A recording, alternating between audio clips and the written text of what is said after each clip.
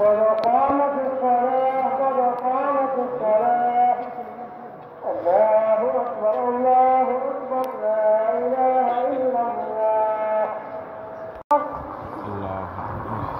পবিত্র হজের পর মুসলমানদের দ্বিতীয় বৃহত্তর জামায়াত তাবলিগ জামাতের বিশ্ব ইজতেমা।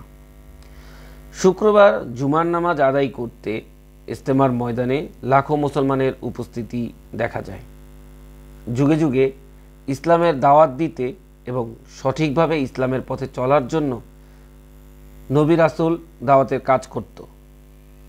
তারই ধারাবাহিকতা ধরে রাখতে দাওয়াতের কাজ চালিয়ে যাচ্ছে বর্তমান আলেম এবং ধর্মপ্রাণ মুসলমানেরা।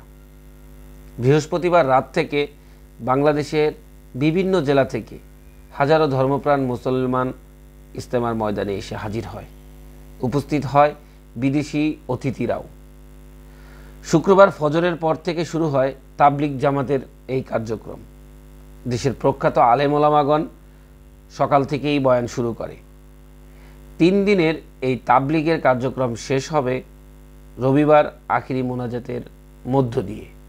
নিবিড় চৌধুরী, ফ্ল্যাশ টিভি, ঢাকা।